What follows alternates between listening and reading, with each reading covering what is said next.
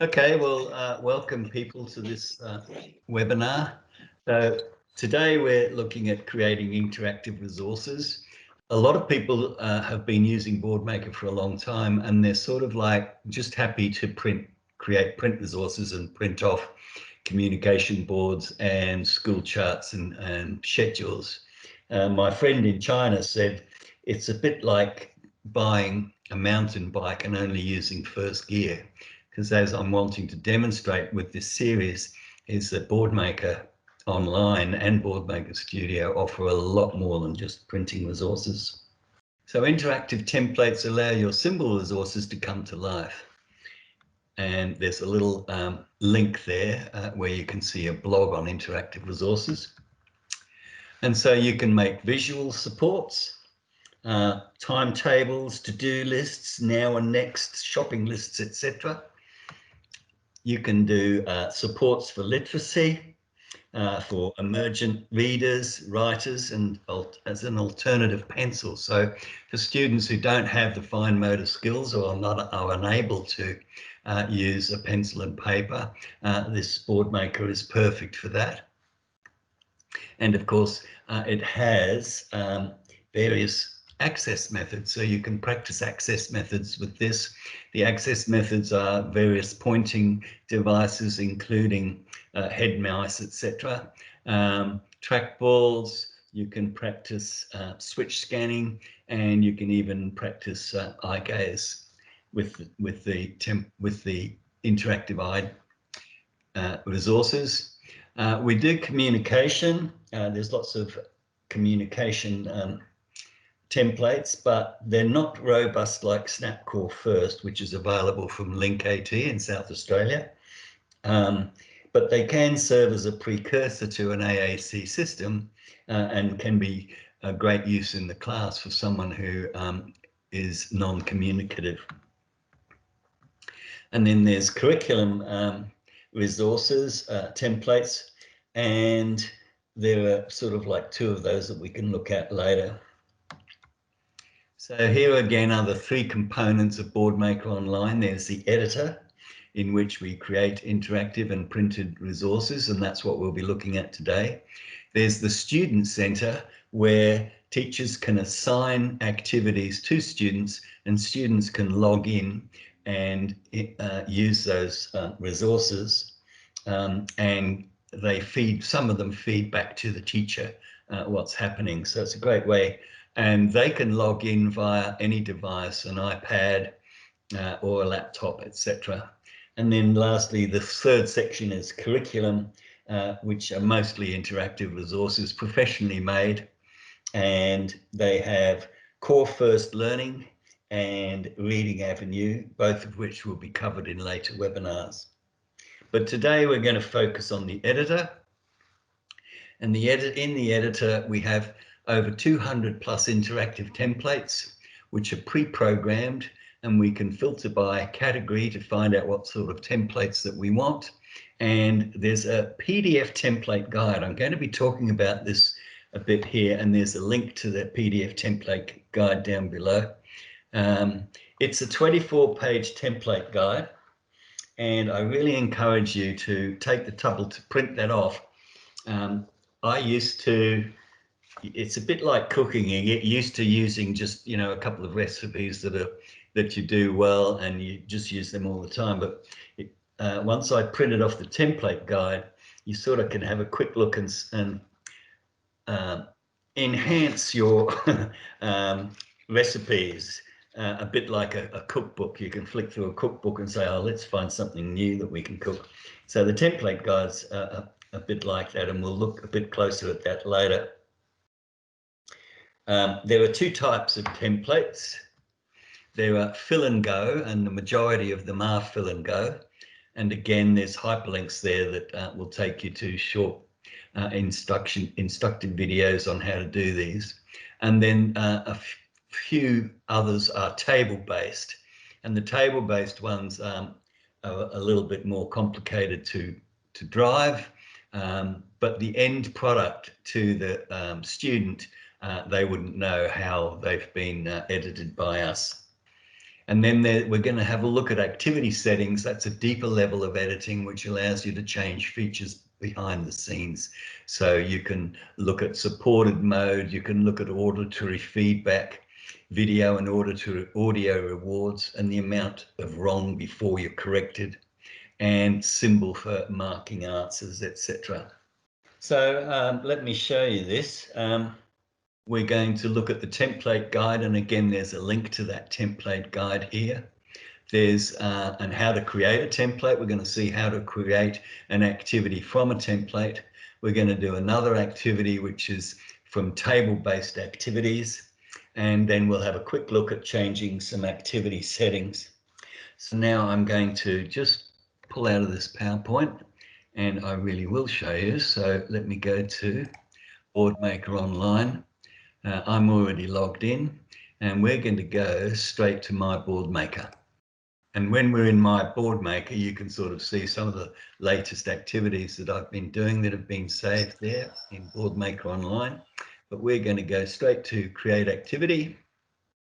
And this time you'll see from a selection of activities, we've got two types of interactive activities. We've got 87 interactive activities, and we've got 138 performance activities. The reason for using templates is to create an interactive activity from scratch, especially in Boardmaker Online, it's a very complex thing to do. So it's far easier and certainly less time consuming to create an activity from the interactive resources. If you wanted to build one from scratch, you'd be much better doing that in Boardmaker Studio, so you're not online. So there are 87 interactive resources, and they're simple as a book. And the only thing that they feed back to a teacher when the resource has been assigned is how much time they've spent interacting with that resource. Whereas if you send them one of the 138 performance, these have yes, no answers and performance sort of data that's collected, which is fed back to the teacher that's assigned that activity. So they're a great way to a template to use if you're wanting more feedback. All these templates are listed in a template guide, and I just want to quickly show you that template guide that I keep talking about. And so here we have the template guide, and we have on the left hand side the template name, and then we have a thumbnail of the template, so you can quickly look and have a bit of an idea what it's about. There's a description column which tells you a description of what the activity does. It also tells you if there's any variations, because some of the templates have a number of templates or a group of templates having different amounts of data that the student can enter. So for instance, you might have a template that has 1 column, 2 columns, 3 columns, etc.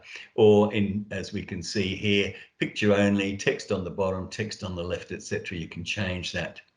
And then finally on the right hand side, we've got some applications. So there's some suggested applications as to what the template will do. So again, it's really advantageous if you print that off. As I say, it's a 24-page template guide, and it's just quite handy to refer to when you're wanting to create some resources for your students.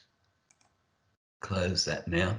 So looking at this, let's create an activity. We've got our activity picker or interactive activity picker here on the left.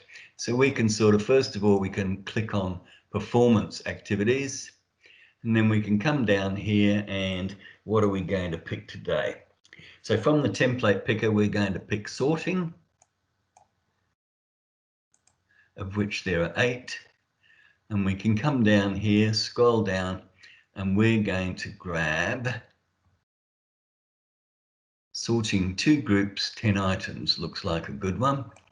So we'll click on this, and you'll see with this one it says show a sample. So we can click on show sample, and it will download that activity just so we can have a look and see if it's the sort of one we want.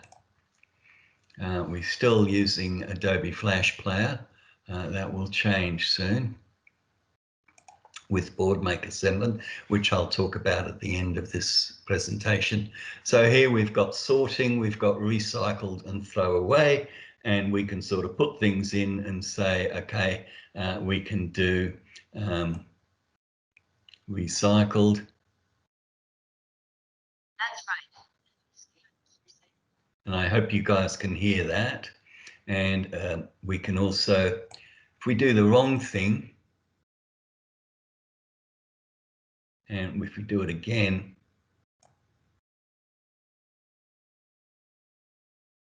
so in this particular activity, it only gives us 2 goes.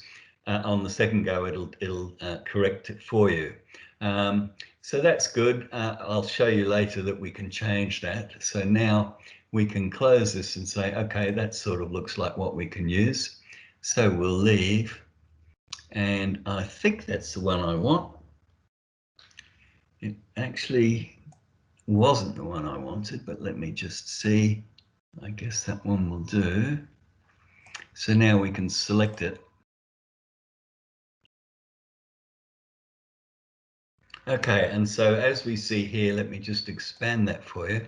Here's our thing, and so in red we have instructions. Place group tiles and symbols in the file in the title boxes below. So got all the instructions there. They disappear when you go into play mode. This can be read back to you, and we can change all of those things. So on our first group, okay, so Tina Voisey happens to have children that are the same age as mine. She's got an 11-year-old daughter and a 9-year-old daughter, and both of them are very into Harry Potter. So we're going to do a thing with Harry Potter today. And one of the reasons for choosing that is, you know, a lot of the activities for children seem to be about the weather or classroom schedules. I wanted to show something different and something that appeals to older students.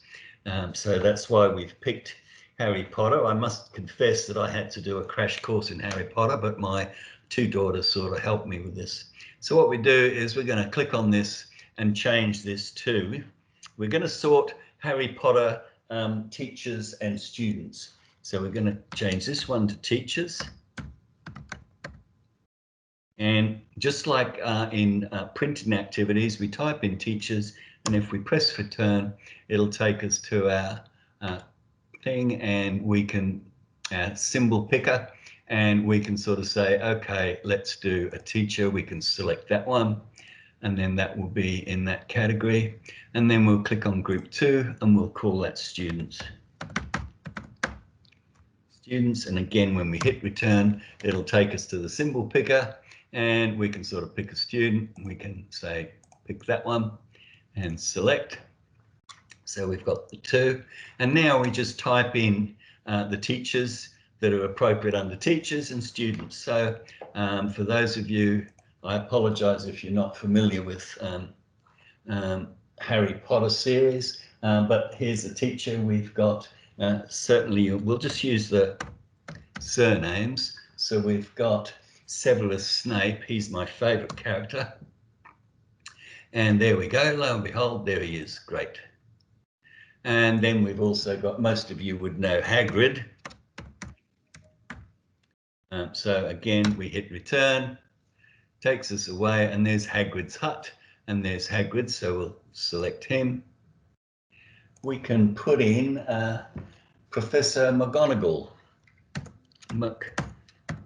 McGonagall, and see if she comes up.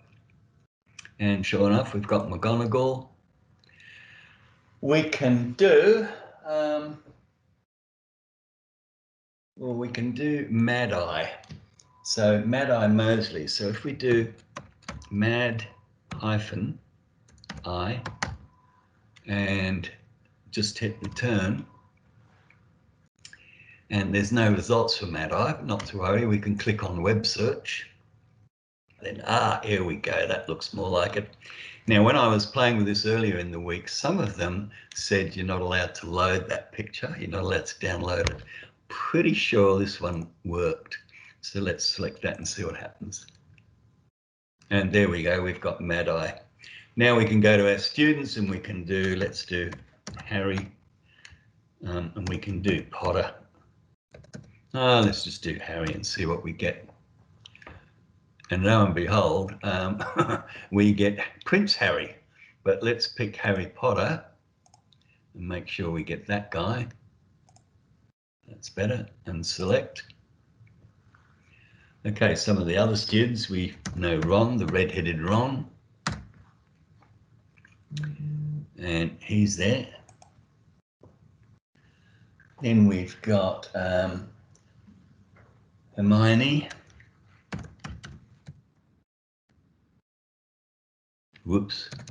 Certainly need to spell it right if you want to get it right. Hermione, I think she should come up. Yep. And we've got Draco Malroy. Let's do Draco. He's the nasty one, as I recall. So there we've got 4 each. We can also change our title here, so we can click on there and we go sorting.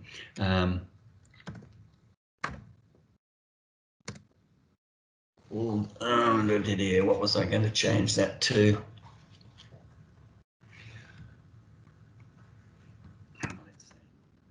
Sorting.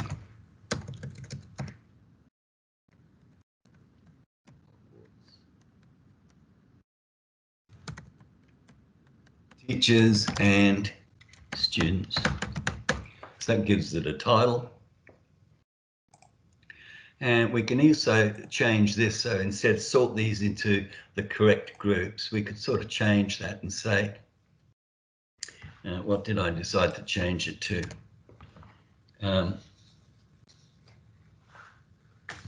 I think I changed that to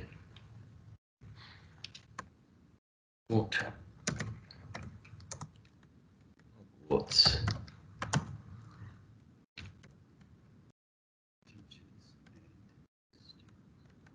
that's the instruction. The other thing we can do is, as we'll see later, let's just do play first and we can see how this works now.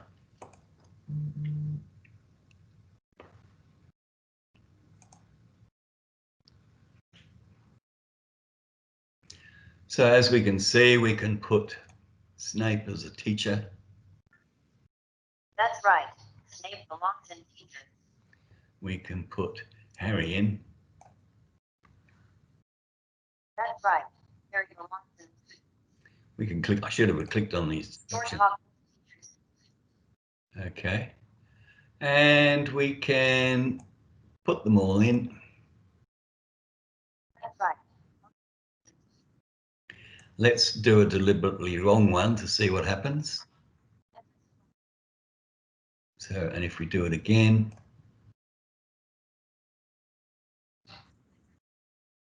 it automatically corrects. And that sort of attempts, etc., is recorded and sent back to the teacher that assigned this activity. So let's go through.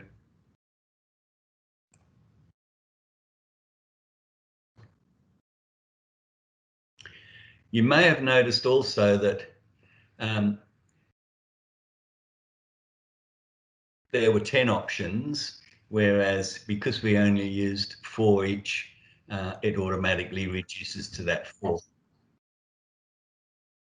Then we can see what happens. And we can go to exit. And if we return to here, remember, it's a good idea to have a look and just see what sort of pages you have in that set. So we can go to that and we can sort of say, okay, let's save. So we can go to File and Save As, and we can give it a name.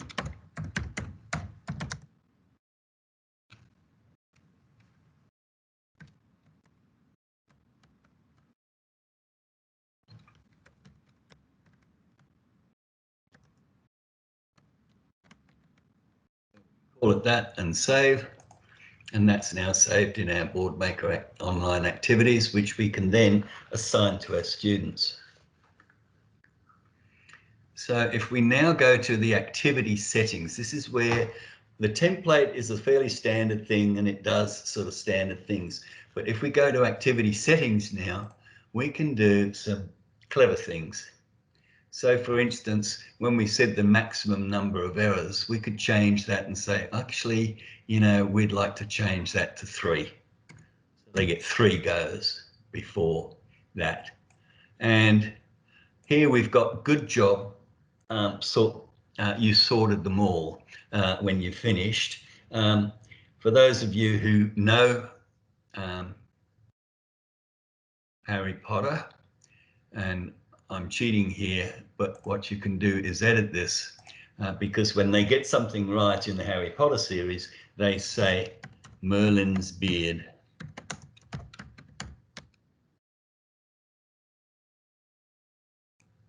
And then instead of good job, Merlin's beard, comma, you sorted them all.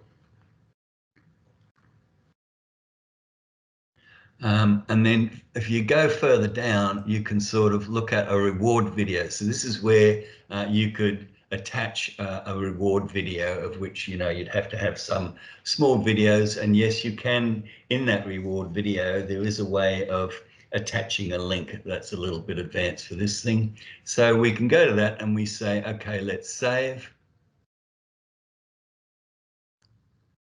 And now if we go to play, we can quickly do this and we'll see how many times we can get it wrong.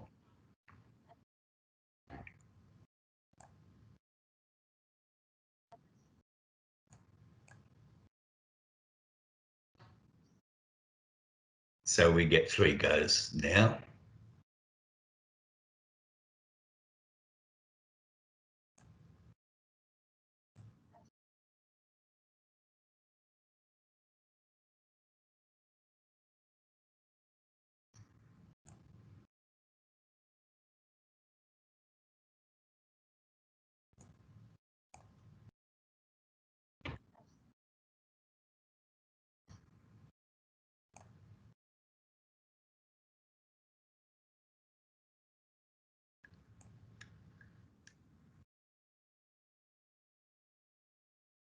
And if we,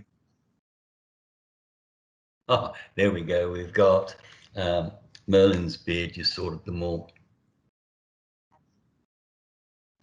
So if we return to design mode and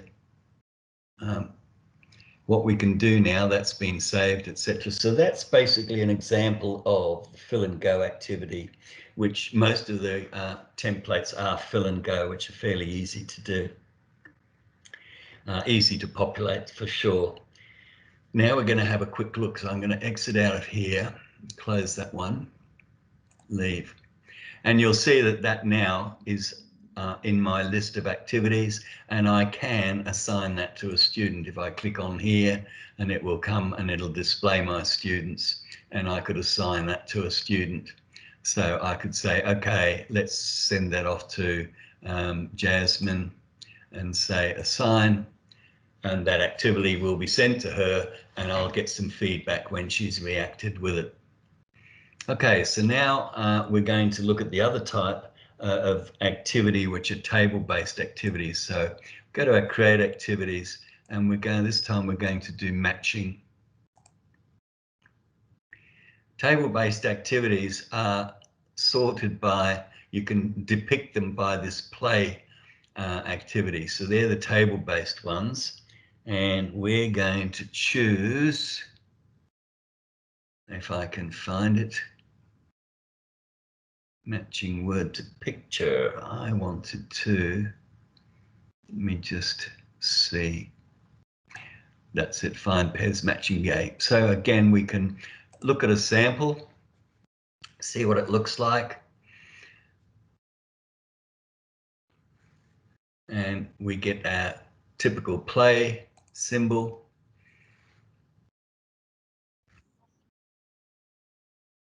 Okay, so we can click.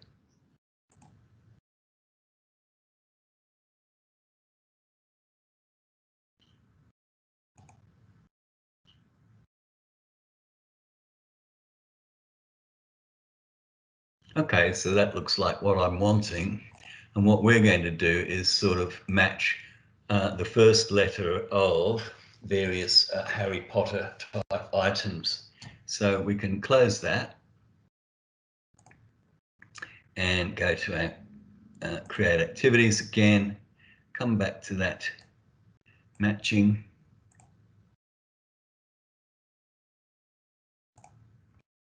Of which there are 14, and matching game, and so we select that. And now, because this is a text-based activity, it's going to take us straight to activity settings. It's not going to be like it was with the fill and go.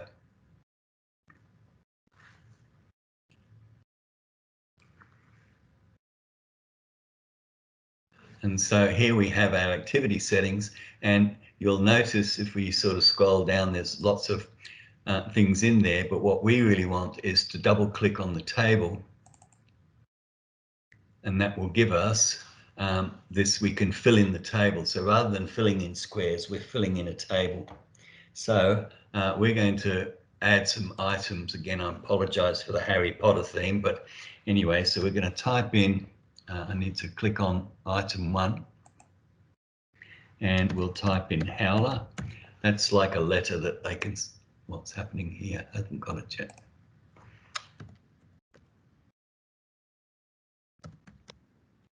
And we'll go to our symbol, and we can type in, here we go.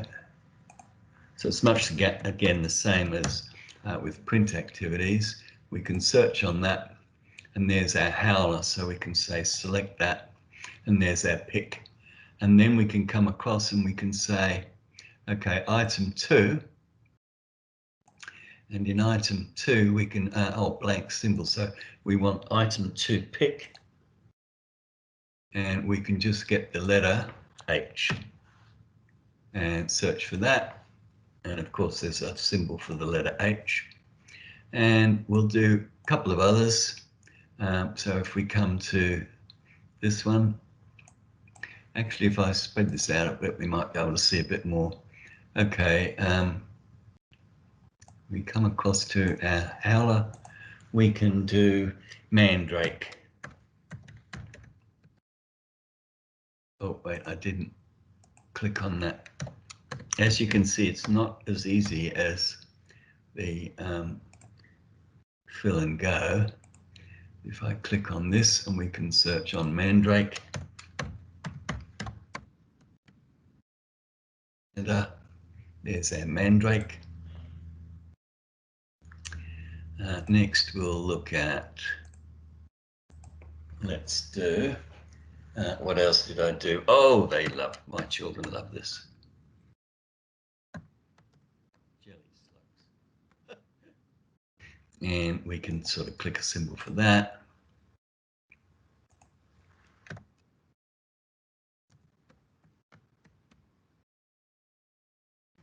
Good, we got it. And we'll do one more. We'll do the famous sorting hat. That's where they sort out who goes into what house. And we'll do sorting hat. And search. We've got that, select. Now we need to go across and do the letters in each one. So, oops. Yeah, we can click on this one, and we can get the symbol M. Search and select. We don't want capitals, that's a bit misleading for young children. With jelly slugs, we want a J.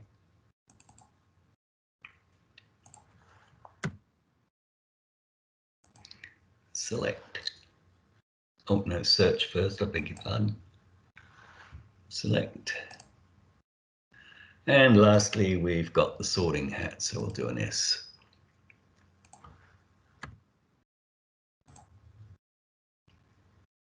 And that's all right, lowercase s. And so now we've got this. So now when we've got our populated it the way we want, we'll just do that, and we can save it just so we don't lose it, and we can play, see if it works.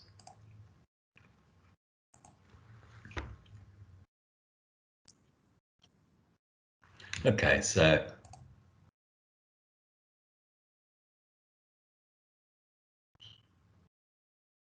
again, jelly slugs.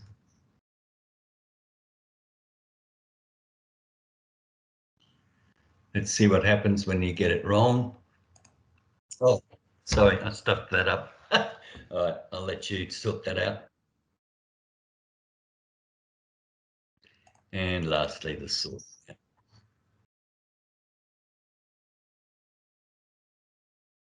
So you can either play again or stop, so it's quite interactive.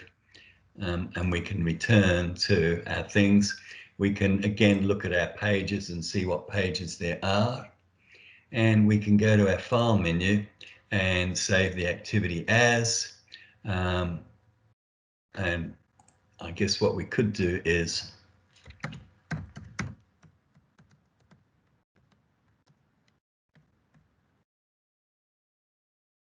not sorting, it's matching Harry Potter items. Let's do matching.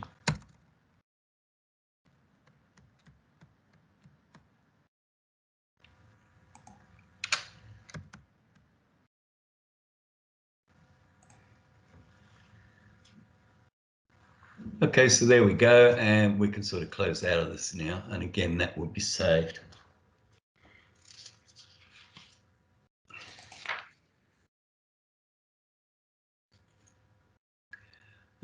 Yes, we want to leave that.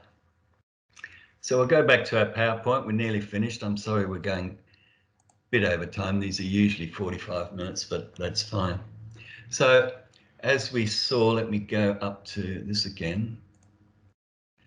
So what we've covered is the template guide, and again the links are the link is there to download that template guide, and this will be available. It will be emailed to you. We've looked at creating a template from the fill and go, and then we've looked at table-based activities, and we've had a quick look at changing activity settings. So now what I suggest that you do it is there's links here to go to Boardmaker Online template guide.